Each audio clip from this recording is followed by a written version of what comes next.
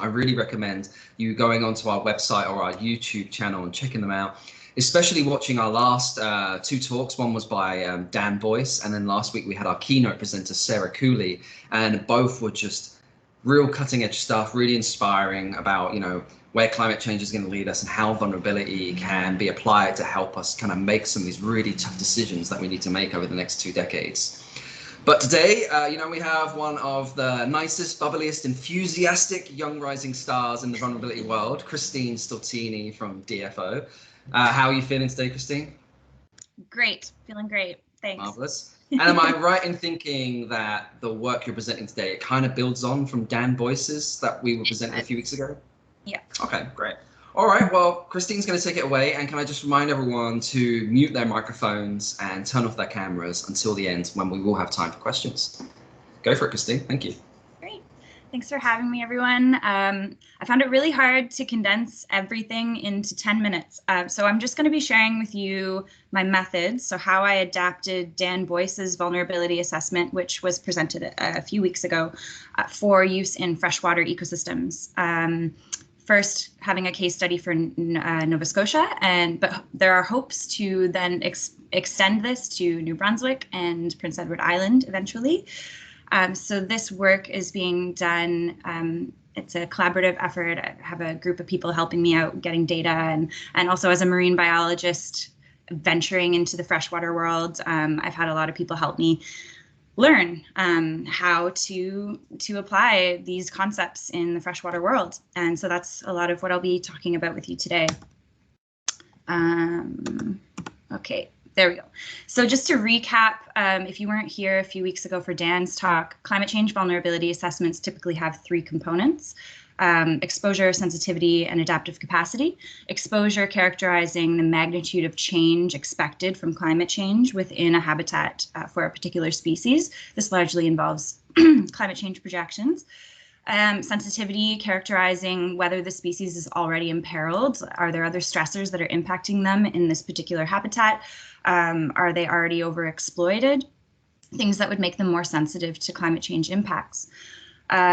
Adaptive capacity, characterizing whether the species can adapt or shift in distribution due to the amount of habitat available, the connectivity of that habitat, and their life history characteristics that affect their ability to evolve and adapt more or less quickly.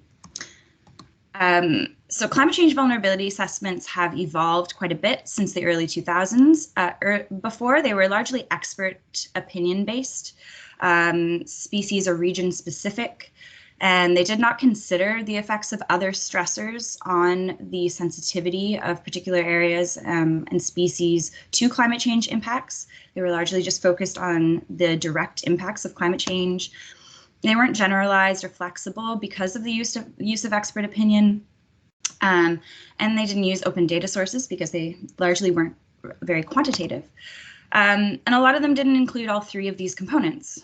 A lot of earlier climate change vulnerability assessments looked only at exposure and sensitivity, or only at sensitivity and adaptive capacity. But it's really important to consider this whole range of components in your assessment.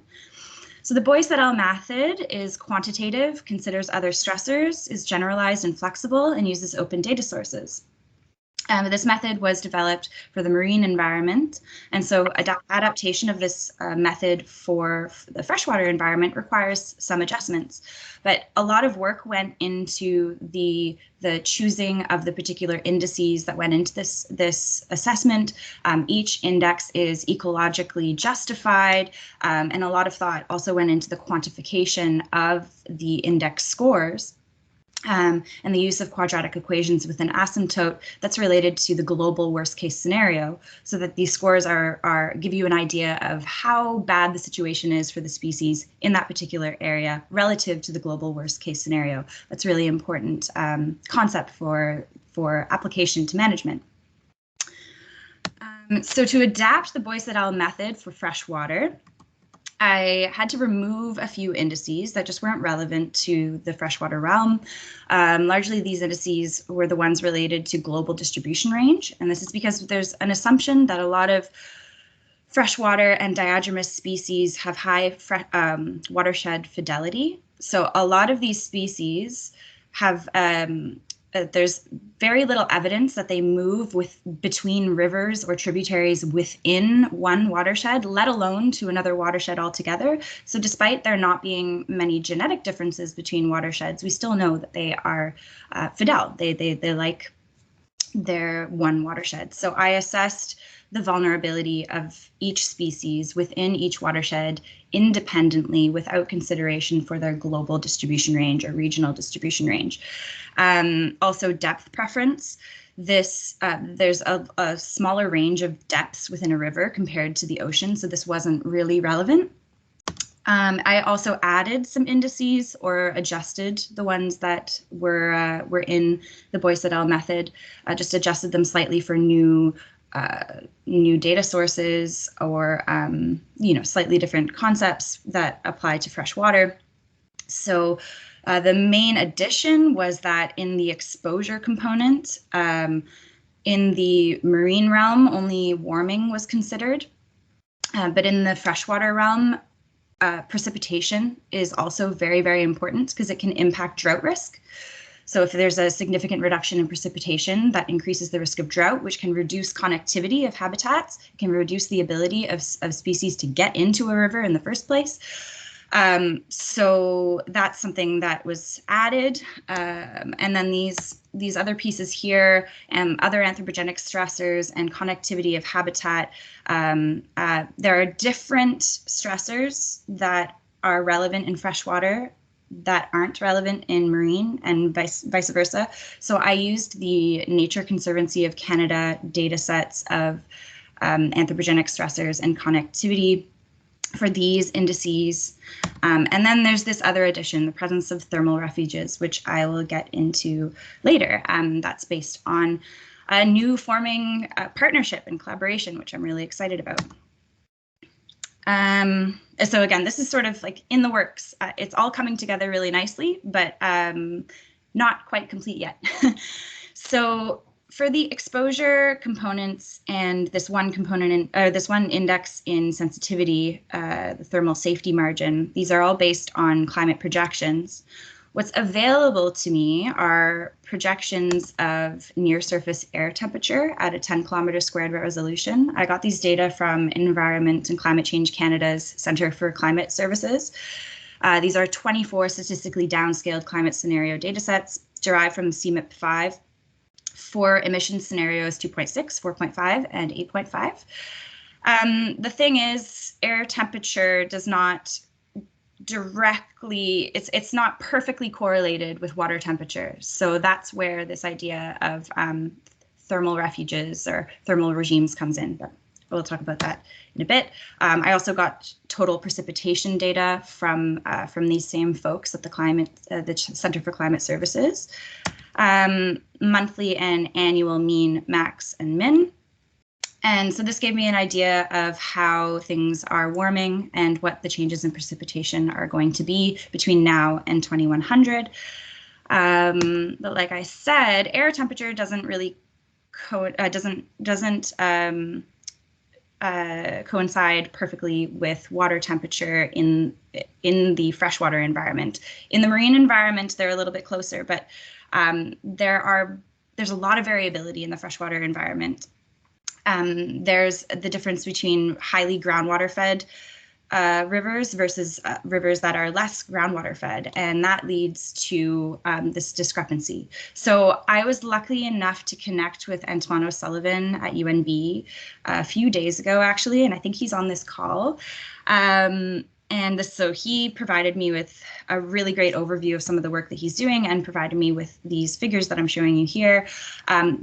This is a picture of to give you an idea of the difference between a groundwater fed stream versus a not so groundwater fed stream. And then this red line is air temperature. So as you can see, generally less groundwater fed stream, which is in black, would be pretty well correlated with air temperature, but a little bit, the temperature in the warmest part of the day and the warmest part of the year would tend to be just a little bit lower than air temperature.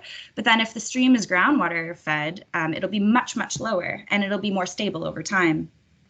So this means that thermal resilience of a river is highly linked to groundwater.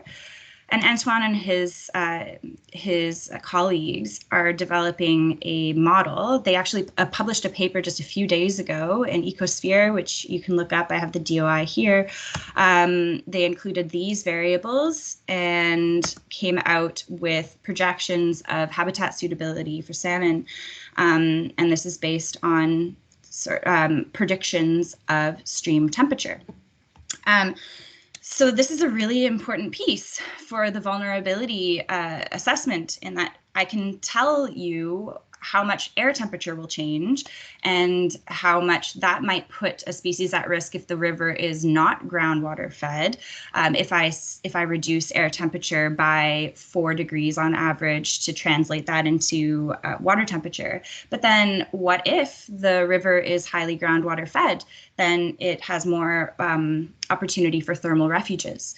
So this is a piece that's going to be added into the sensitivity component of this this assessment once like we've started this collaboration, and looking forward to adding that piece in. I think it's really important.